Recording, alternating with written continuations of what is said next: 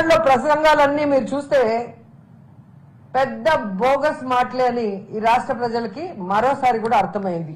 ఎందుకంటే ప్రజలకి ఆల్రెడీ 2 ఏళ్లలో పర్సనల్ గా వాళ్ళు కూడా దాన్ని అనుభవించారు. ఎందుకంటే వాళ్ళకి ఏం అందటం లేదు కాబట్టి. ఈరోజు ప్రజలతో పాటు తెలుగుదేశం పార్టీ కార్యకర్తలకు కూడా ఈ తెలుగుదేశం పార్టీ ఒక బోగస్ పార్టీ, బోగస్ మాటలు తప్ప ఏం చేయదనేది వాళ్ళకు కూడా ఈరోజు అర్థమైంది.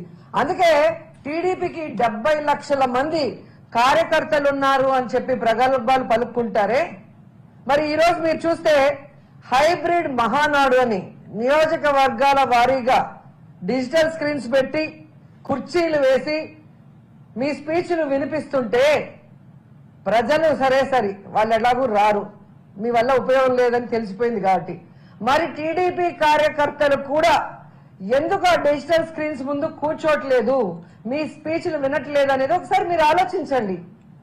ఎందుకంటే ఈరోజు hybrid Mahanadu utter flop Mahanadu అని మరోసారి ప్రూవ్ అయింది. ఎందుకంటే వీళ్ళు బిర్యానీలు ఇచ్చి డబ్బులు ఇచ్చి డ్వాక్రా వాళ్ళు తీసుకొచ్చినా రాలేదు. ఆఖరికి చూడండి, స్టేజ్ మీద ఒక పక్క స్పీచ్లు వస్తుంటే ఓ పక్క రికార్డింగ్ డాన్సులు పెట్టారు బద్వేల్ నియోజకవర్గంలో.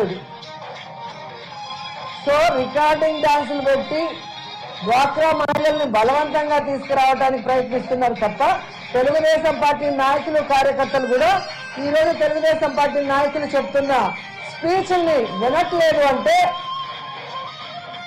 ఈ తెలుగుదేశం పార్టీ కూటమి ప్రభుత్వం ఏ విధంగా అట్టర్ ఫ్లాప్ అయింది, ఏ విధంగా రాష్ట్ర ప్రజల్ని మోసం చేశారనేది మరోసారి ప్రూవ్ అయింది. ఈరోజు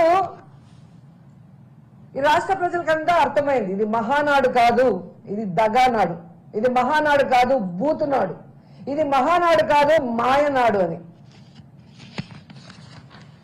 ఈరోజు ఆ మహానాడులో మాట్లాడిన ప్రతి ఒక్కరు కూడా చూడండి, చంద్రబాబు నాయుడు లోకేష్ పేరు కంటే జగన్ గారి నామస్మరణనే ఎక్కువ చేశారు.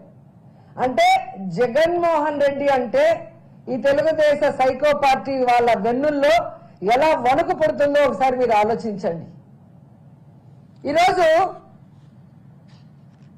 మాటికి గొడ్డలి పార్టీ ఏ విషయం అడిగినా కూడా మహిళలకు మీరు హామీలు ఇచ్చారు కదయ్యా, మహిళా శక్తి అని ఒక పేరు పెట్టుకున్నారు స్టేజ్ కి.